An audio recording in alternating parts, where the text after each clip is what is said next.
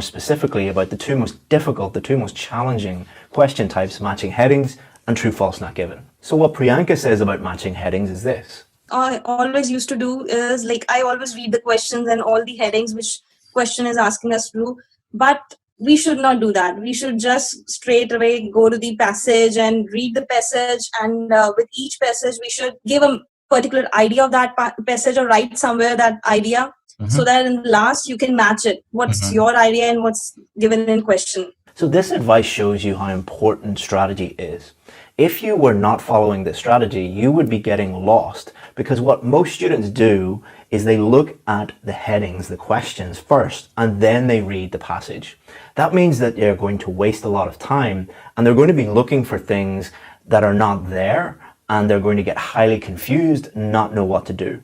We do exactly the opposite. We taught Priyanka to look at each of the question paragraphs first and actually create their own headings for each paragraph. And then you look at the list of headings, and it's much easier, because all you have to do then is match your headings with the list of headings in the question there. Now let's check out what Jaswant has to say about matching headings. I loved your tips, Chris. Before I used to start, just going through the paragraphs, and I used to do all that.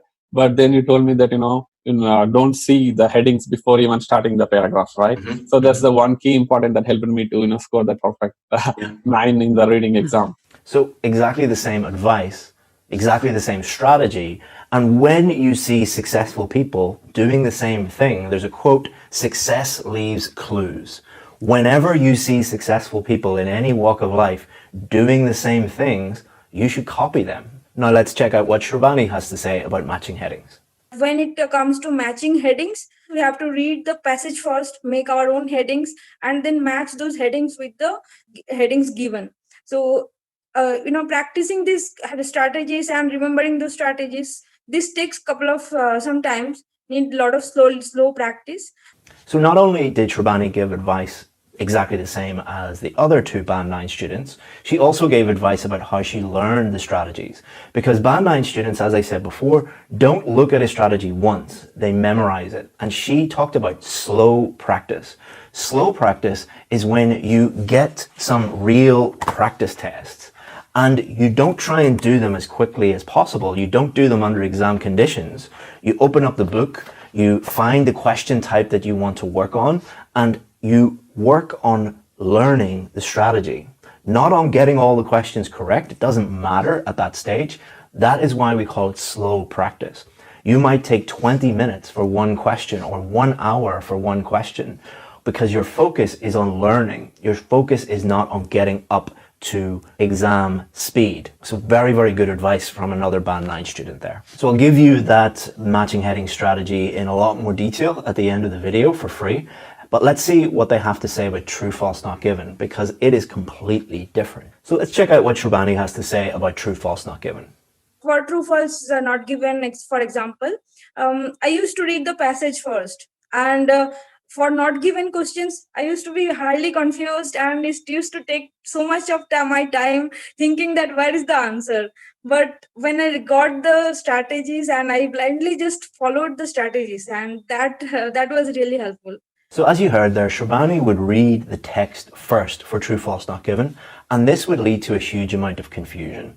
And this has knock-on effects on the rest of your test. Because if you think about it, if you get lost with one type of question, it wastes a lot of time, and it also really increases stress. So a lot of students that we work with deserve a band 8, 8.5, 9, but because they mess up one part of the test, that means that the rest of the test is messed up as well, because you're running out of time, you're very stressed. When you're stressed, your brain is not working optimally. So it is really important that you establish what your weaknesses are and have a strategy for each of the different question types. So let's check out what Priyanka has to say about true, false, not given, and the differences between what is true, what is false, and what is not given.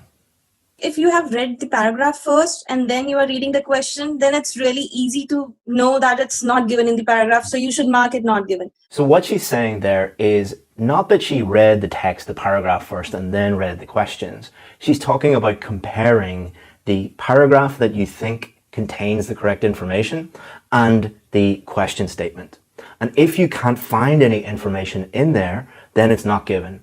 And really what Band 9 students say over and over again is you must develop the confidence to write not given. Because searching a paragraph for something that is not there is like me telling you to go into the next room and find something that is not there. It's going to take you a huge amount of time, and you're going to get lost and you're going to get confused.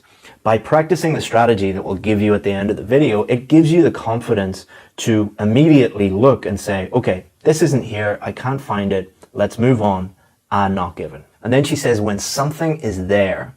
So when something is there, then you have to think about, is it true or is it false? So if it's not there, not given. If there's something in there related to the question statement, then you decide, is it true or is it false? But when something is there and you can correct that sentence, that means it's a false sentence. So what she said there was, if you can look at the text and think, this is wrong, I can actually correct it, I can change it to something that is true, then that is false. Now, there are many other ways that you can do that, but that is a very logical way of thinking about it. So first of all, is it there? If it's not there, it's not given. If it is there, then you need to decide, is it true or is it false? If you can correct the statement, then it is false. If you can't correct it, if it's the same, then it is true. Importantly, don't just look at this short part of the video and think that you have mastered true, false, not given questions. You need the strategy and you need to practice it slowly. You need to master it and then apply it on test day. We'll give you that at the end of the video.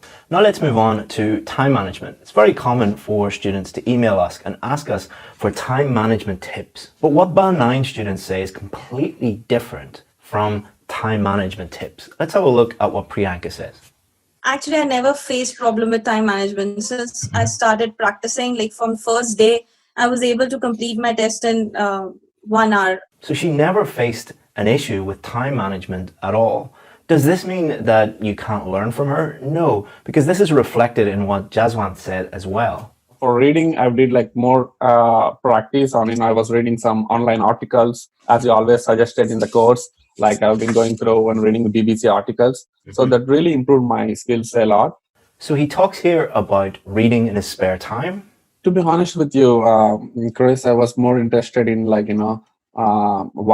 So I was reading more that kind of, things that interested me. That will make you to, read anything with ease, right? So I don't have to struggle with anything. He talks about reading something that he loves, reading about wildlife. If I find any new vocabulary, I will make a separate note of it. And then here he talks about making notes about new vocabulary. What has this got to do with time management? So both these Band 9 students were reading in their spare time. They were practicing that skill. They were reading things that they enjoyed. So they were doing it sustainably and regularly. And they were actively reading. They were improving their vocabulary as they were doing it. This means that time management is not an issue at all. You do not improve time management by learning time management tips. You improve time management by becoming better at reading. Let me give you a quick analogy. So Usain Bolt was the fastest man in the world. Is Usain Bolt better at time management than these guys? Are these guys behind Usain Bolt because they don't have the same time management skills? No, Usain Bolt is better at running. These guys are not as good at running as Usain Bolt. Exactly the same with not only the reading test, but also the writing test. Students that get a Band 9 do not think about time management at all. When I did the real IELTS reading test, I got a Band 9 in 20 minutes. After 20 minutes, I just went to the toilet and then came back and just stared at the ceiling. That is not because I did anything magical or looked up top 10 magic time management tips the night before the test. In fact, I was in the pub drinking the night before the test. It's because I'm a native English speaker and I am an IELTS teacher. Of course, I should easily be getting a Band 9. But there is one extra thing that Band 9 students do related to time management that lower level students don't do. So there are 3 sections in the reading test, section 1, section 2, section 3, and they will get more difficult as you go through them. Let's have a look at what Shrabani has to say about that. What I did some time bounding practice, and I checked that each and every section, how much time I'm spending. And I realized that initially I used to spend a lot of time in the section 1 and section 2. So I used to have very little time left for the third section. In an Excel sheet, I marked my times like I'm taking 7 minutes. Usually, initially, I used to take 10 minutes. After that, it came to 7 minutes. I told myself that I have to make it finish by 5 minutes. And so this type of practice actually helped me to, complete the test within time. And Jaswant says a very similar thing here. So I don't know, how much time I should allocate for each section. So I try to complete, first 2 sections in 30 minutes so that I will have plenty of time for my section 3, right? So what they understand is because the questions get progressively more difficult, they spend a lot more time on the more difficult questions later on in the test. So most Band 9 students that we work with tend to not think about I must spend this number of minutes on each question or this number of minutes on each section. What they generally do is they try to get section 1 and 2 done as quickly as possible. Correctly, but as quickly as possible. And then that gives them a lot more room, a lot more time at the end to really think and focus in on the last most difficult questions. So to summarize Band 9 advice, real Band 9 advice from real Band 9 students. Each question is different and you must have a separate strategy for each of them. True, false, not given and matching headings questions are difficult and can cause problems, but not if you practice them and master them and apply a real strategy to those questions. And then finally, time management tips just don't exist. It's all about improving your reading skills and your vocabulary. And if you get to that level, Band 9 is inevitable. It just will happen for you. Okay, so this is a very special video that we're going to make today. One of the most successful students that I've had, Sana, I posted her results last week. She got 8.5 overall, and we got a huge response from people who wanted to get more information about her, wanted for me to share her story a little bit more. So we're going to do a video with her today, and she's going to help you guys with some advice on how maybe not get 8.5, but it'll help you reach your goals. So Sana, can you first of all just introduce yourself to people and give a little bit of background information about yourself? Yeah, of course. Well, my name is Sana and I'm a medical student. I recently graduated. I finished my medical school. And in order to set my medical exams, I was supposed to do the IELTS exam because my primary medical qualification is not from the UK. So I was supposed to set it. And that's why, yeah. Excellent. And can you tell people just a brief story about your IELTS journey, about so people know that you got 8.5 overall, but how many times did you do the test? Some things like that. Yeah, well, this one was my second attempt. I did the last one in July, yeah. And then what happened was I didn't get the scores that I needed. I basically needed 7.5 each of the sections and also overall. But the part that I really struggled with was the writing part. And that's why I came to you for help. Excellent. So what we're going to do is something slightly different today. On my page, I told people that I was interviewing you, and did they have any questions for you? So I have the 5 most popular questions. Okay. So we're going to do that first. So the first question was a really, really important question. I think, how did you identify your weaknesses? Well, I think it was just natural. Whenever I'm doing something, I just know, because my whole purpose is to improve myself in whatever I'm doing. So IELTS was no different anyway. So what happened was I exactly knew that, and after the school especially, I knew that the writing part was the one that I was struggling with. And in the listening, for example, I knew that I'm going to get a 7.5 the last time that I got. That was the score. And I missed 6 of the questions, and that was everything to do with the map. So obviously I knew that map was the area. In the reading, well, I was kind of confident. Last time I got an 8, so I was okay with that. Then speaking, yeah, I knew that the 7.5 I got wasn't really reflective of my true ability because I got really nervous in the exam and I just messed it up. So I knew. And in the writing, I obviously knew because of the score that I got that I'm not up to the mark because I got a 6.5 and I needed a 7.5. So I just knew everything exactly where I'm short. Yeah. So I, because you were my student, I was able to help you identify your weaknesses in writing. Yeah. But maybe for a student who either doesn't have access to a teacher or doesn't have the money for a teacher or just lives somewhere without any IELTS schools or something like that, how could they identify their mistakes in writing? I think this question is very subjective because it really differs from person to person. Every person has a different way of like identifying their weak areas. But the best thing they can do is obviously regarding the IELTS that they can just practice with the official material, and that really helps. Because when you do that, obviously you will know like which areas you're falling short of, and if you have sat the IELTS exam before once, twice, you definitely know because the scores are reflective of your ability. So obviously I knew, like in the listening part, for example, I knew that like the maps was the thing that I was really struggling with because when it came in the exam, I got all 6 of them wrong. So if you subtract 6 from 40, obviously it's 34 and it's a 7.5. So you just know because you practice and you practice a lot. And then the next question was just how do you boost your general level of English? Because one big misconception is you can just learn lots of IELTS skills and tricks and tips and things like that. But at the end of the day, IELTS is an English exam. So to get 8.5, you need a certain level of English. How did you get to such a high level of English? Okay, I'm going to be very honest here because I know there are many people watching this. But yeah, I totally understood that it's just not about the IELTS techniques and it's just not about the IELTS. It's an exam of your general level of English.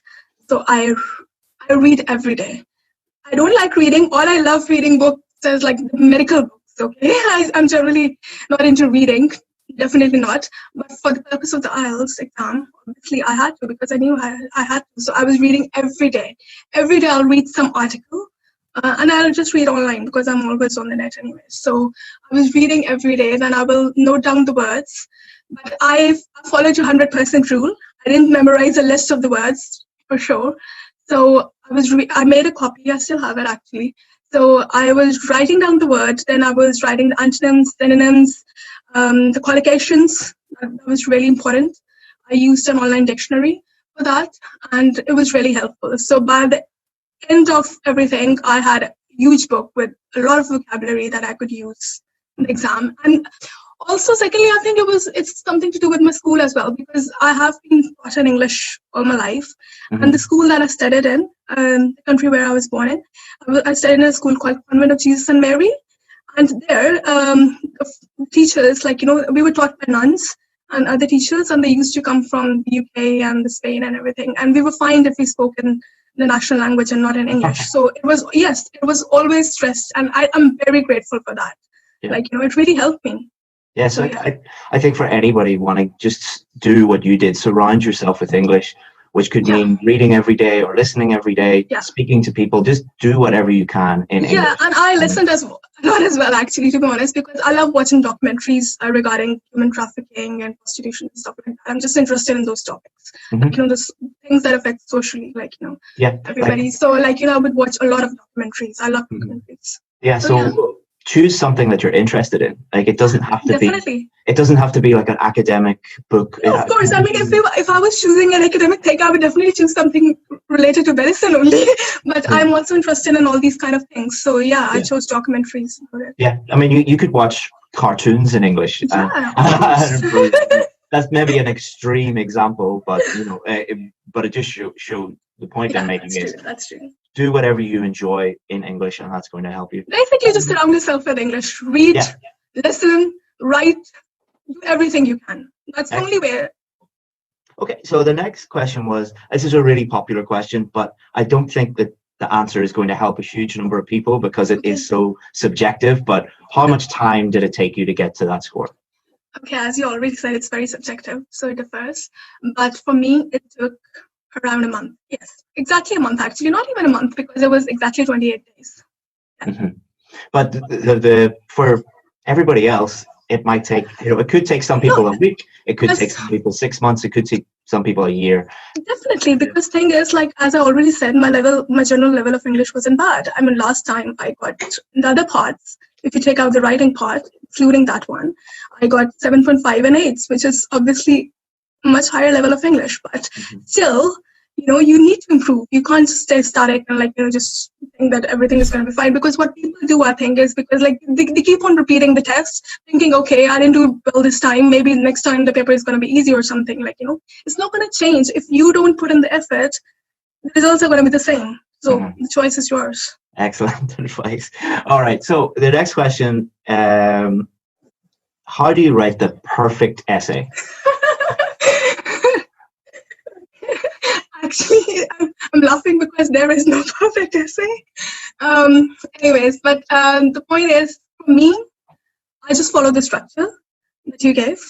But I won't lie, because not completely, because I was still running out of time. So in the introduction, I thought I'm running out of time. What do I do? I had to make a choice. Either I write the perfect introduction, okay, or I just spend more time on the supporting paragraphs. So instead of doing that, I chose to spend more time on the supporting paragraphs, and it actually worked. But I think the structures that you give are really helpful, because then you don't have to go into the exam and think, okay, what do I write next? Okay, what's going to be the next thing that I have to focus? And also, I'm going to say, planning is very important. I know it's a crucial step that many students just skip, because they think, okay, we have just got 40 minutes, and we've got to do everything in these 40 minutes. But that's the wrong approach. So as you always say in your course as well, planning is crucial, not just for us, for everything in life, to be honest. Yeah, it's no coincidence that every single student that I've interviewed like this, they all say planning was crucial to them. It is the crucial part. But I think the main point in reaction to that question is there's no such thing as a perfect essay. A lot of people are jumping from website to website, from IELTS book to IELTS book, trying to find the perfect structure or anything. It doesn't exist. There's no that teacher doesn't exist. Of course, yeah. You're right. So writing the best essay that you can, the most effective essay that you can, is what your goal should be. Not trying to find someone who will teach you the perfect essay, because it's not a mathematics question. Well, it doesn't exist. So if some teacher is doing that, I think it's just a bogus or something. Yeah. So the next question that people wanted to know from you, and I think you'll have a good answer to this, because I spoke to you the day before your test and the day before your results, and you were very stressed out. Yes. So how did you cope with stress? Well, I was very stressed, firstly, because it was the second attempt. Okay, now I don't want to sound negative or something. I know there are many people who have done it 13 times, 14 times, and thumbs up to them. But the thing is, for me, it was a setback for me, because I couldn't believe that. I mean, I've studied English all my life, and I've studied in the best schools and everything, and how come I couldn't clear it? But I think IELTS is a little bit different than other exams. You do need the professional help. And sometimes what people do is they think, oh, it's just an English exam anyway, I'll pass.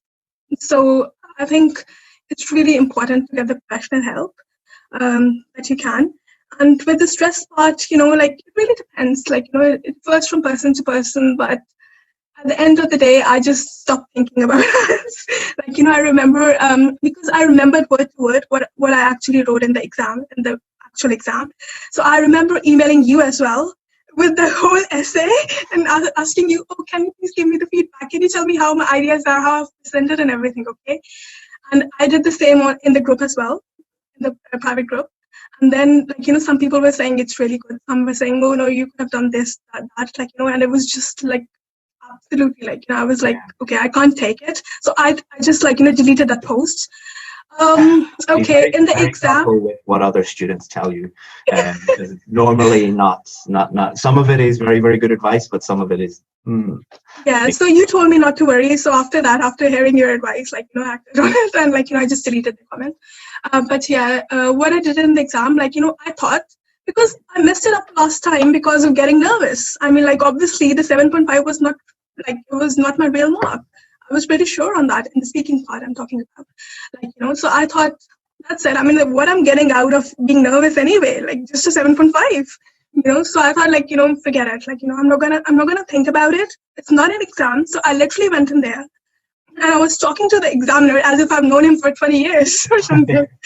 I literally did that. And that is the best advice I can give to anybody who's not getting a score in the speaking part for sure. Like, don't be nervous. It's not going to help. Just go there, remain calm, and do your best. That's all. And talk to the examiner as if he's your friend. I mean, like, Exactly. that's all. I said that to you, 10 times, 20 times on the course. So that's great that you did that. All right. So those are all the questions that other students have. So what I think we'll do now is we don't have a lot of time, obviously. So we'll go through each of the 4 skills. And if you can give just some quick pieces of advice for, let's say most of the students watching this need a 7 or above. So if you were hoping for a 7 or above in each of the skills, what would you do? So listening, what would you say for listening? The best advice is focus. In the exam, just focus. Like, forget about the surroundings. Everything. I was literally like, I don't know how to explain it, but be very focused, especially in the maths questions, because you have to use more than one senses at that time, like, hearing, listening, like, just moving from one point to the next. And that was the part I was struggling with. So focus is the number one advice I can give you. Yeah. And for the people who are not, like, used to listen to, like, the English language most of the time, maybe for them, I would say, like, listen to documentaries. There's a lot of stuff on the net as well to help you with the listening part. If you're obviously already in the UK, you're obviously surrounded with people, like, who already speak in English. But if you're not, then try and speak in English, listen to English, I don't know, watch movies and things like that, maybe. And I think for when you say focus, I think that's something that is a skill that needs to be developed. Yes. Yes. I was talking to another student who got 8 or 9 in listening, and they said it was very similar to meditation, that you need to build up slowly the skill, the focus that you need to do that. So I mean, just saying focus is some people will be like, well, how do I do that? How you do that is slowly building up your practice and through listening. Yeah, I can add another advice as well, actually. I mean, I don't recommend this because this is like very risky, but I did it and it worked for me. But but I don't recommend it. I just recommend you, like, listening very carefully. But if you can't, like, if you just miss the point of something, let's say, like, there are 6 parts to a question, and let's say you didn't quite get, like, the third part or something, then what you do is, like, you listen, and when you have listened, just quickly write the important bit. Like, if it was a map question, that's how I improved on the maps. Like, that was the reason I got a 7.5 last time in the map, because I just couldn't follow the conversation. I just lost focus. So, like, like this time what I did was, like, I just wrote, like, the important bits, like, opposite the road or like on the north side or something like that. And I just quickly wrote it. So when you have a minute, just to check your answers, instead of checking my answers, I just quickly read it and then wrote the option correct. And that's how I improved. Great. So let's look at reading now. What would be some advice that you would give to someone for reading? Reading is, I think, it's more to do with, like, improving your vocabulary first of all, because it's just easier when, like, you know the words already and it's not something new. Secondly, for the reading, of course, practice goes for every part anyway. But for reading, it's very essential. Third, and very important, timing. Okay, because I said it in one of my things, but I'll say it here as well. That, like, don't divide your time equally. Like, because it says, like, you have 20 minutes for each passage. Don't do that, because the difficulty level of each passage is different. So first one is the easiest, and the third one is the most difficult. So obviously it makes sense to give more time to the third one rather than the first one. And because first 2 passages are easier relatively, then you gotta, like, just get as many questions you can get, like, just get them correct in the first 2, and the third one is just a bonus. So this is my advice. That's what I did. That's great advice. And did you do it in order? Did you start? Yes, I did it in order. Yes, I did it in order. But I mean, you can do any part first. I mean, like, you can do the third passage first. But if you're doing a difficult thing first, it's just, like, maybe. I think it's better to do it in order. Yes, I did it in order. Yeah. The low-hanging fruit first, because I've seen a lot of advice from other people that says do the hard part first, but then you're going to spend lots of time and your brain is just going to be like, oh my God, this is difficult. And then the easier questions become more difficult because you're mentally drained and you don't have time. And and probably, because you're not going to get many of them correct anyway in the third one. So, like, you're just, like, your confidence. The third part is really for people And a lot of the questions are to separate out the band 7, 8, and 9 people. Yeah, So that's true. for realistically, a lot of people who just need a 7 or an 8 are going to always get some questions in the last part wrong. So that is really good advice. So speaking, you're obviously very good at speaking, but let put yourself in the shoes of someone who just needs a 7 or 7.5 or something like that. What would be your advice? You've already talked about talk to the examiner like you would talk to a friend and relax. Anything else? Anything else? Yeah, for sure. Okay, now because I've been studying in Ukraine, and obviously I didn't know the Ukrainian language, and the only way I learned it was to converse with people in that language. So English is no different as well. It's a language at the end of the day. So if you want to learn it, and be good at conversing, so you should talk to more people and try to talk to people in English anyway. Because what happens is when English is not your first language, at home you don't tend to speak in English, But if I have to give an advice, it would be a month before your exam, or if your level of English is really bad, then probably 2 months or something, just speak in English. Don't speak any other language. Just speak in English, and that's the only way you can improve. And it's better to speak with somebody who's got a better level. I mean, because if you are speaking with somebody who's at the same level as you, it's not going to help, because they're at the same level as you and they can't tell you the mistakes or whatever you are. So it's better to do that. Yeah. Excellent. I mean, English speaking is a skill. You have to practice that skill. I don't know how many students I've met who say that they want a band 7 or a band 8, and then you say to them, well, how often do you speak? Never. It's it is important to practice. Task 2 writing, what would be a quick piece of advice for that? Task 2 is the most difficult. Okay, practice as much as you can, because that's what I did. Every day I will write 3 essays. Wow. Okay, now yeah, because actually I have to say, sometimes I would post the essays, and even though you're only allowed to Sir Michael would sometimes just check it anyway. And I was the lucky one. So yeah, practice a lot. At least write. Okay, I'm not saying, because most of the people work. I was not working, so and I had just finished my medical school, so it wasn't a problem for me. But at least write 1 piece of writing a day. It really helps.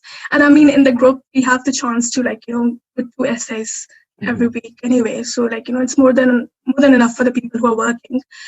And that's the way you can improve. And secondly, I think that's very important. Once you have done the 5 writings with you, once people have sent you the writings and they get the feedback, it's very important to read through the whole feedback. I know it's quite long, but it's really helpful. I mean, that's what I used to do. I would read through the feedback, and then if I was struggling, let's say if I was struggling with a particular part, let's say I was struggling with the grammar bit. I was struggling with the grammar bit, to be honest. I was struggling with articles. Because thing is, I don't know, when I speak naturally, I don't think, there should be an or an or the, I don't think, it just comes naturally, okay? But while I was writing, I was kind of struggling with it, because according to the feedback you gave me, so, I just went on the internet and, I literally read through all the rules. And after that, I practiced a lot and I improved. So the whole point is, just whatever your area is, that your weak area is, know that area, and you will know, because we get the feedback. It's very detailed feedback that we get. So after that, just try and improve, and that's the only way you can improve in anything. Just target the weak areas, and that's what I did. That's how I improved. Excellent. And last but not least, academic part 1 or task 1. That's what I hate. But anyways, yeah, okay.